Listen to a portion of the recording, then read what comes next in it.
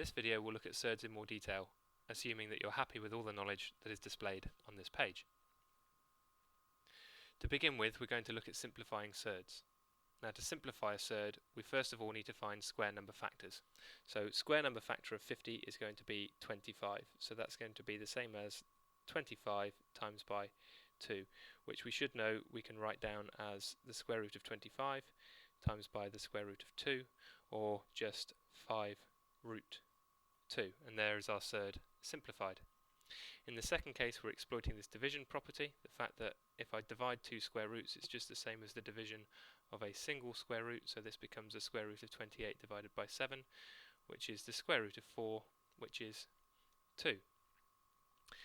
In the next step, we're going to look at collecting like terms. So here I've got 3 lots of root 8. Well, root 8 I can simplify because I'm looking for square number factors of 8, and that's going to be 4, so that becomes the square root of 4 times by the square root of 2, minus the square root of 50, which we knew from our previous example is going to be 5 root 2. 3 times the square root of 4, well, that's 3 times by 2. 3 times 2 is 6, so that gives me 6 lots of root 2, take away 5 lots of root 2. Now this is just like any sort of algebra expression that you've dealt with in the past. 6x take away 5x, or 6 cakes take away 5 cakes is just going to leave you with one solitary cake, or in this case, root 2. Finally, we're going to look at expanding brackets. Again, no differences here. We expand the same way we always do. My preferred method. 2 times 3 is going to give me 6. 2 times negative root 3 is going to give me minus 2 root 3. And then root 3 times by 3 is going to give me 3 root 3.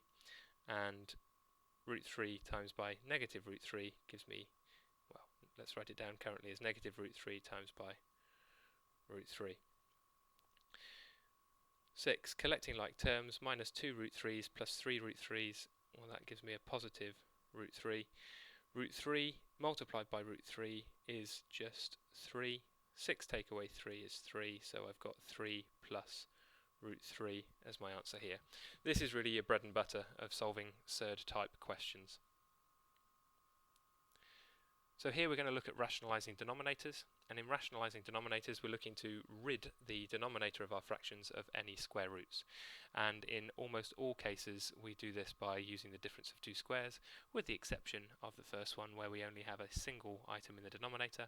So I'm just looking to multiply this by root 5. Now, so as not to change the fraction, the numerator and denominator of this second fraction have to be the same, because then this makes this second fraction a version of 1. Root 5 divided by root 5 is in fact 1, so what I've got here is the first fraction multiplied by 1, so nothing's seemably changing. However, 3 times root 5 gives me 3 root 5 as the numerator, and root 5 times root 5 gives me 5 as the denominator, and now I've managed to successfully rid the denominator of any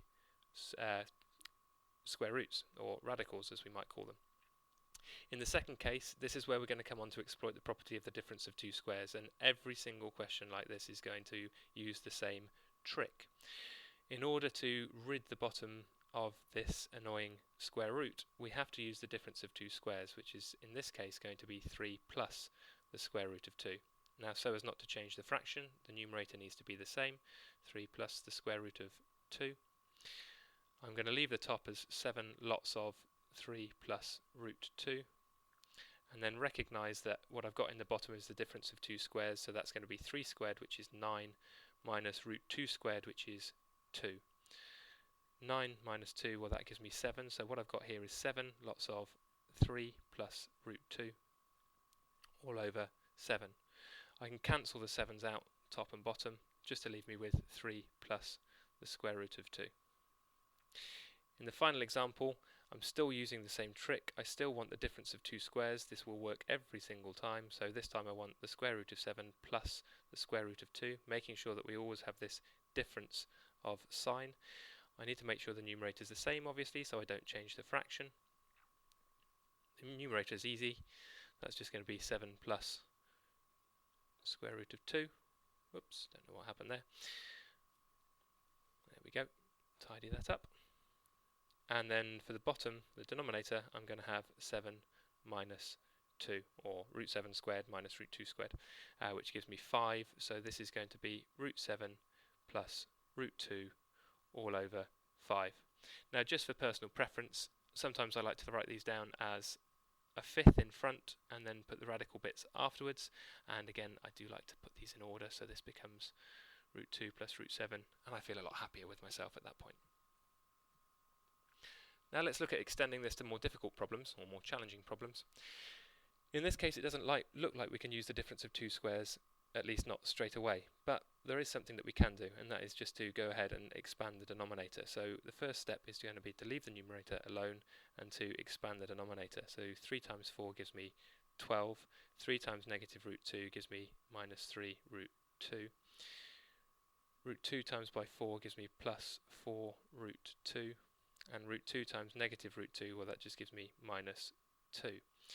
Tidying up the denominator gives me 2 over 12 minus 2 is 10, and tidying up the radicals, minus 3 root 2 plus 4 root 2 is going to be just plus root 2. Now this looks like a previous question, so we know we can go about this by just using the difference of two squares, so this becomes 10 minus root 2, and again 10 minus root 2. Writing underneath this time, I'm going to leave my numerator as 10 minus 2 minus root 2, and then difference of two squares on the bottom. 10 squared is 100 minus root 2 squared, which is 2. So this gives me 2 lots of 10 minus root 2 all over 100 minus 2, which is 98, if I can draw my 8s. And I can simplify that because I can cancel out a 2, so that's going to give me 49, so I can write that as 1 over 49 lots of 10 minus root 2. Or you might feel more comfortable writing that as 10 minus root 2 all over 49. Both expressions are the same. The last thing we'll look at is a quick exam question. So here we've been asked to simplify something and give our answer in a specific form where a and b are rational numbers. So as always with these third type questions, we are only ever using one thing, and that's the difference of two squares. So I've got here 5 minus 2 root 3 as my numerator and root 3 minus 1 as my denominator. Now I'm going to multiply that by, you've guessed it, root 3 plus 1. So as not to change anything, numerator goes in as the same. Now working out my denominator this time because it's more straightforward, difference of two squares, root 3 squared, which is 3 minus 1 squared, which is 1. Now for my numerator I'm going to have 5 lots of root 3. I'm going to have 5, I'm going to have minus 2 root 3 times by root 3, and then minus 2 root 3. So 5 root 3's, take away 2 root 3's, leaves me with 3 lots of root 3, plus the 5 for the time being, and in the section that I've got here, root 3 multiplied by root 3 we know should give us 3, then I've got 2 times by 3, which will give me 6, so this here should be minus 6, and that's all going to be over 3 minus 1, which is 2. Tidying that up, that's going to be 3 root 3 minus 1 all over 2. Now I just want to check that it's going to be in the form that they've requested, so I just need to slightly rearrange this, so that's going to be minus 1 over 2 plus 3 root 3 over 2. We could probably first of all have said that that was minus 1 plus 3 root 3 all over 2, and then just split the denominator out equally. And just to throw it in my examiner's face, I'm then going to say, well, clearly a is minus a half, and clearly b is 3 over 2, and then it makes it absolutely apparent where I've got my answer from. And that is Surds in a nutshell.